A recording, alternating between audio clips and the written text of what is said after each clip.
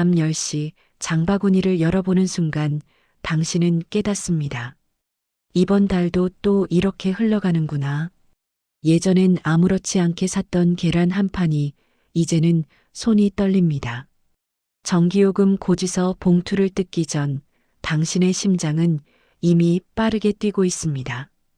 이게 대체 언제부터였을까요? 물가가 오를 때마다 불안에 잠 못 이루는 밤들.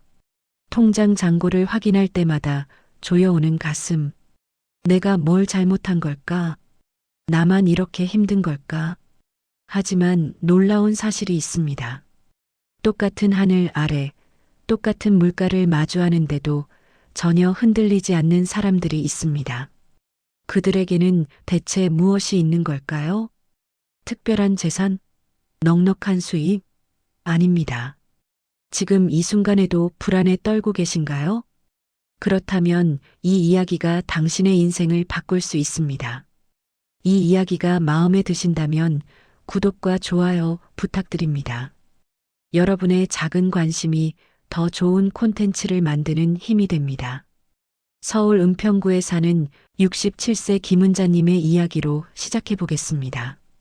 김은자님은 최근 몇 달간 장을 보러 갈 때마다 마음이 무거웠습니다. 장바구니에 담아두었던 물건을 다시 빼는 일이 점점 많아졌습니다.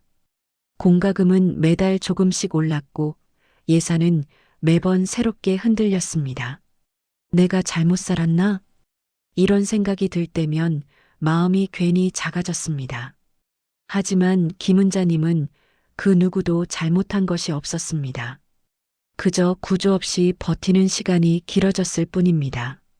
많은 분들이 비슷한 경험을 하고 계실 겁니다. 아껴도 지출은 줄지 않고 통장 잔고는 생각보다 빨리 줄어듭니다. 무엇이 문제일까요?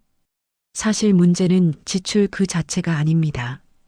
진짜 문제는 내 지출의 흐름을 알지 못하는 상태입니다. 물가가 오를 때 사람들이 진짜로 두려워하는 것은 무엇일까요?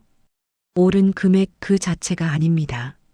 바로 내 지출의 흐름을 모르는 상태입니다. 이번 달은 왜 이렇게 많이 썼을까? 다음 달은 과연 얼마나 필요할까? 예상하지 못하는 변화가 반복되면 마음의 근육이 먼저 흔들립니다. 불안의 뿌리는 결국 모름에서 자라납니다. 사람은 알 수 없는 것 앞에서 가장 불안해합니다.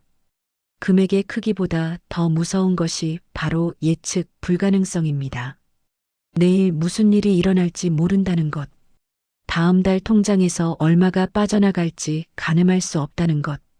이 불확실성이야말로 마음을 무너뜨리는 진짜 이유입니다. 부산에 사는 72세 장진수님의 경우를 살펴볼까요? 장진수님은 한 달 지출이 매번 달랐습니다. 전기요금은 계절마다 널뛰기를 했고 식비는 기분에 따라 오르락 내리락 했습니다.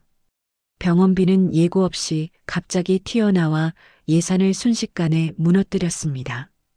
어디서 새는지도 몰랐습니다. 아무리 아껴도 통장은 속수무책이었습니다. 나는 분명 아끼고 있는데 왜 돈이 자꾸 줄어드는 걸까? 장진수님은 늘 이렇게 되뇌었습니다. 문제는 절약의 의지가 부족해서가 아니었습니다. 보이지 않는 구조, 그것이 문제였습니다. 흐름을 모르니 어디서부터 손을 대야 할지조차 알 수 없었던 것입니다. 반대로 충남 공주에 사는 69세 박미정님은 조금 달랐습니다. 박미정님도 물가 상승을 똑같이 겪었지만 비교적 흔들림이 적었습니다.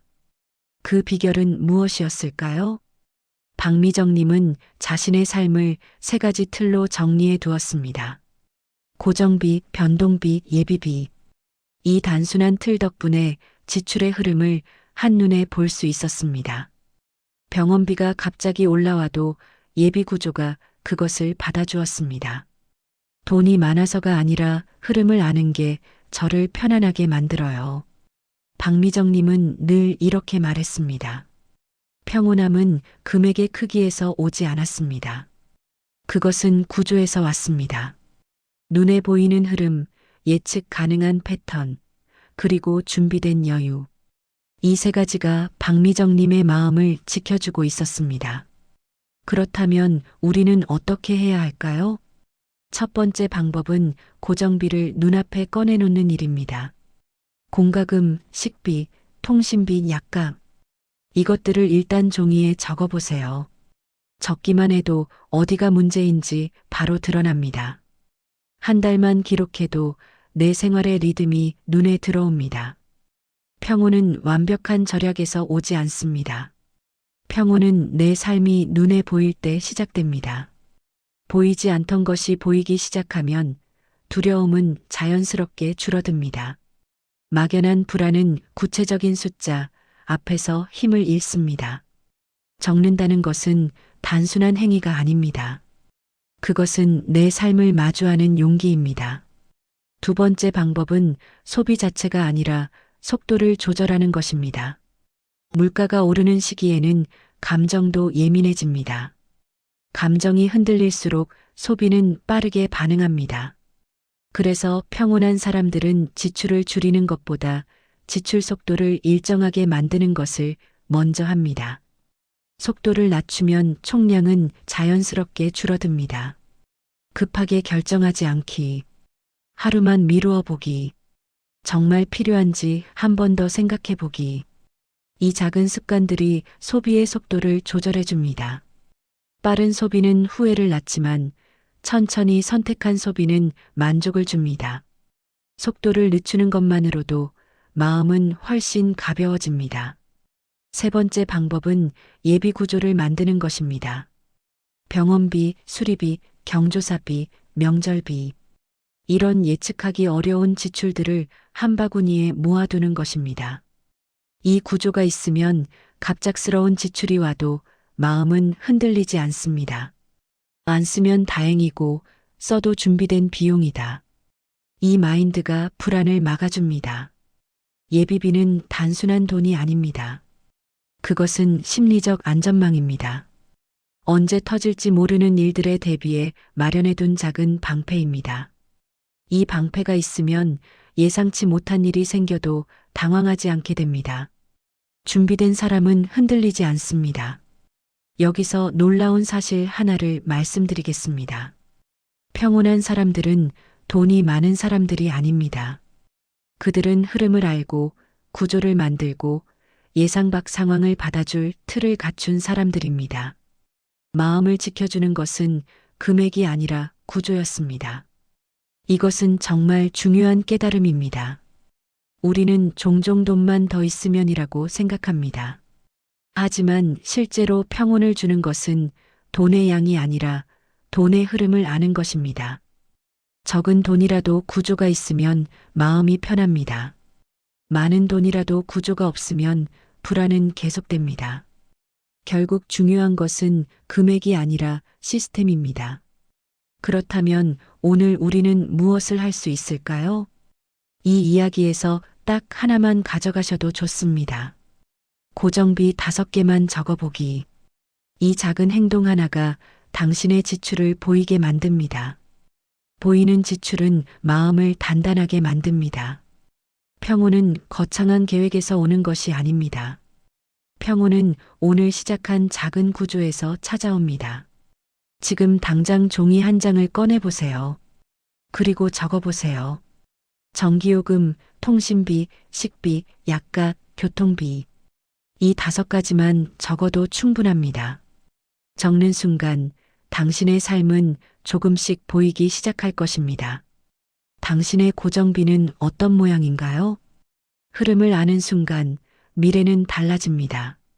오늘 이 이야기를 통해 여러분께 전하고 싶었던 것은 이것입니다. 평온은 돈이 많아서 오는 것이 아니라 삶의 구조를 만들 때 찾아온다는 것. 물가가 오르는 시대를 살고 있지만 우리는 흔들리지 않을 수 있습니다. 그 비결은 멀리 있지 않습니다. 바로 오늘 고정비 5개를 적어보는 것에서 시작됩니다. 작은 시작이 큰 변화를 만듭니다. 당신의 삶에도 작은 구조가 생기기를 바랍니다. 이 이야기가 여러분의 마음에 작은 울림이 되었기를 바랍니다. 구독과 좋아요로 응원해 주시면 더 많은 감동적인 이야기를 전해드리겠습니다. 여러분은 이 이야기에서 어떤 부분이 가장 기억에 남으셨나요? 혹시 고정비를 관리하며 느낀 경험이나 노하우가 있으시다면 댓글로 나눠주세요. 여러분의 이야기가 다른 누군가에게는 큰 도움이 될 수 있습니다. 오늘도 시청해 주셔서 진심으로 감사드립니다.